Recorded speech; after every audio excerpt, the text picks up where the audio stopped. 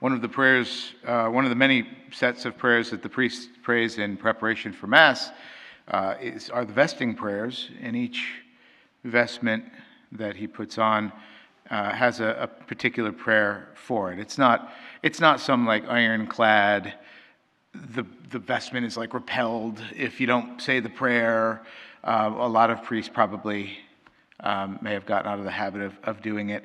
But the prayer for the chasuble, which is the big tablecloth with the hole cut in the center of it that I wear, is the chasuble is a symbol of Christ's charity. The stole, which is worn under, is a symbol of the priest's authority to do the things that he does. It's a juridical garment from ancient Rome, and I mean a Judaic custom as well, but specifically from ancient Rome, the judicial magistrates in Rome would wear the stole, and it would show everybody that they could do what they were doing. Don't tell them they can't do what they're doing, because they can do what they're doing. Priests wear the stole for the same reason, not only to show people that we can do what we do, but to reassure ourselves that the demon, that the enemy, knows that we can do what we're doing. When we hear confessions, for example, even if I hear confessions in my office, I try to put a stole on. My stoles have all kind of... Confessors' stoles for priests are like reading glasses. You've got a couple of them, but they're never where you need them when you need them, right? But even then, I try to put them out to show the authority that I possess by virtue of my ordination, which is Christ's own authority. The chasuble, though, is put on over that authority.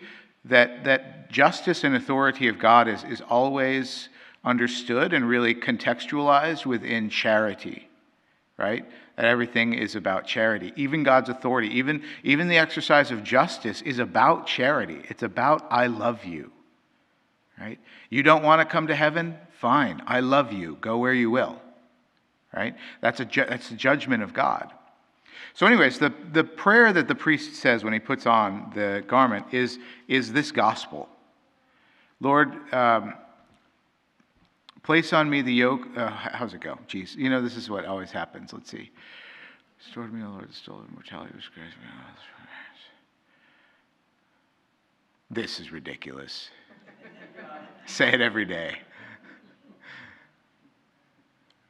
Place on my head, O Lord, nope, that's the helmet. That's different. Lord, your yoke is easy and your burden is light. Grant that I may carry your yoke of charity so as to obtain your grace. May I bear the yoke of your charity so as to obtain your grace. And this is what Jesus is saying. This is the yoke that he's talking about, the yoke of charity. He says, take my yoke upon you and learn from me, for I am meek and humble of heart, and you will find rest for yourselves. Guys, this is the yoke of charity. How does that bring rest? This is the great mystery of Christianity. Take up your cross and follow me, the Lord says, every day, and you'll be my friend. That's the key. Rest, heaven, is about being friends with Jesus.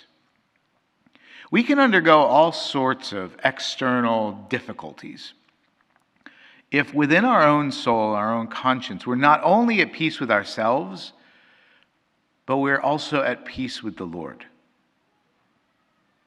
That's how we can bear life's difficulties with joy.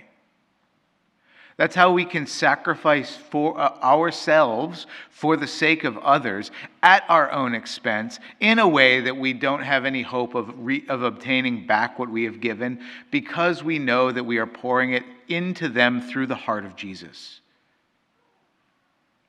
I love you through the heart of Jesus.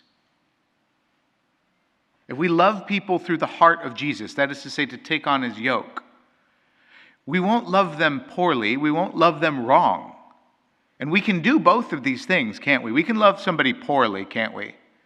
When we give to the poor, when we tip the poor, when we give them just enough to make ourselves feel better, are we loving them well or loving them poorly? Poorly. We can also love people wrongly. When I go to support my gay nephew's gay wedding, because I love them. That's a true statement there, that last bit, right? I love them. Yes, I do. But when I love them that way, am I loving them correctly or wrongly? Wrongly. If we love people through the heart of Jesus, we can never love them poorly and we can never love them wrongly.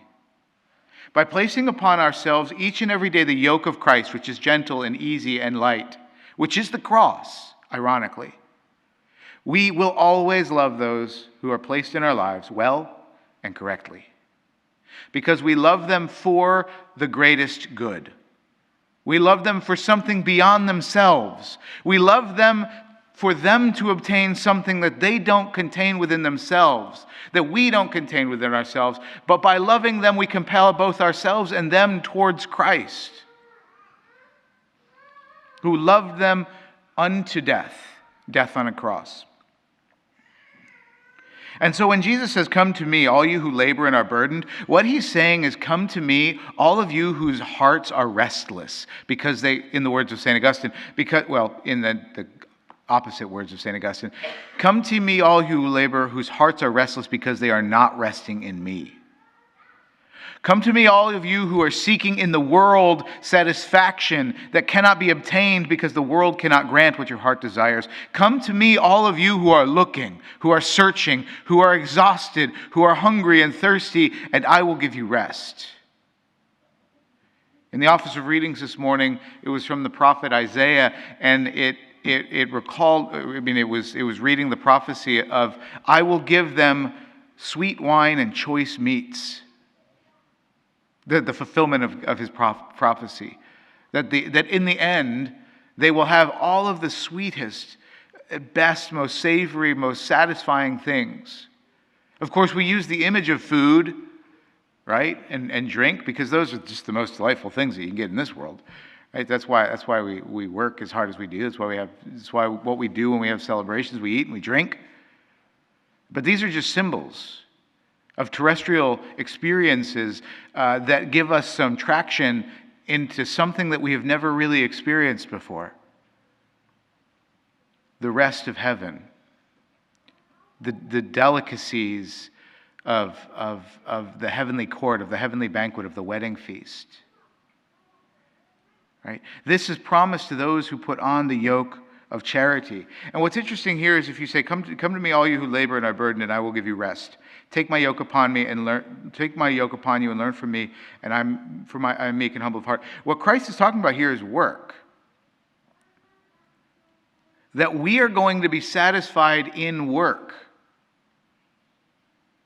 Now let me ask you, what was the curse on Adam? That the work he used to enjoy and bore fruit would become bitter and difficult and not bear fruit. What Jesus is promising here is the undoing of the curse. He comes to undo the curse of Adam. By his obedience, learn from me, for I am meek and humble of heart. In other words, I am obedient. That through his obedience, his example and action of obedience itself, his act of obedience and the example he gives us of that obedience are the remedy, the undoing of the curse, that our labor will be burdensome, that our labor would be miserable. Jesus is not promising that here or in heaven we would not labor. That we wouldn't work. But that our work, he's promising now, will no longer be laborious. It will be delightful. Every act of work we do now would become sweet and delicious. And the work itself would be rejuvenating, so that we would only want to work more, for we were even further rejuvenated. That's what charity does. Charity does not grow tired. But in exerting itself, it grows more energetic, more dexterous, more spry, more lively. We have the invitation from God to live that reality of charity here in this life. as a sample, as a foretaste of heaven. Our charity here in this life begets suffering, which is almost kind of God's way of making sure that only those who actually love do the thing. If by loving your neighbor you grew materially rich, wouldn't everybody love their neighbor? Right? But if loving your neighbor, which was sweet and amiable, made you grow poor, it's a filter. Only those then who are truly charitable would do that thing, right? Because they would do it even though they grew poor.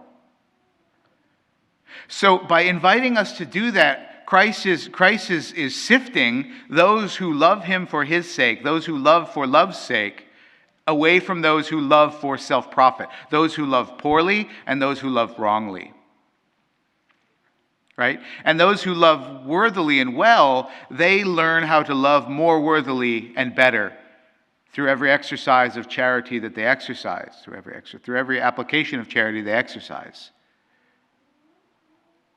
So that when we cross the finish line of this life and enter into death, we do so with this train, this aroma of charity that just is drugged behind us and sort of envelops us and clears the way of all of the darkness and dreariness of the shadow of the valley of death, and just escorts us to heaven. That's what true charity is about.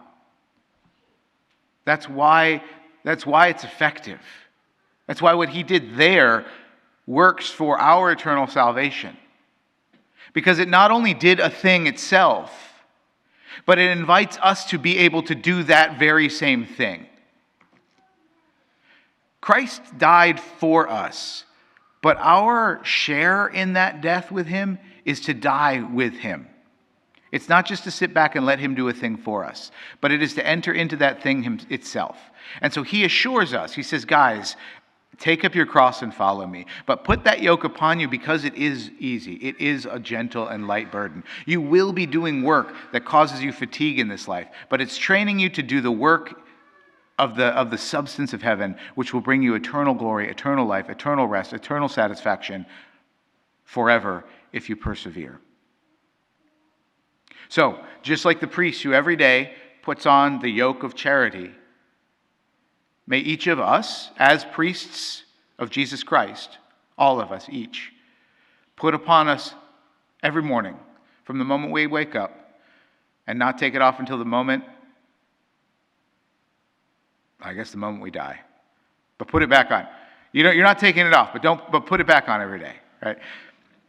May we put that yoke on ourselves each and every day we rise, to live the glory of heaven here and now, to show the Lord just how anxious we are to get there for real ourselves.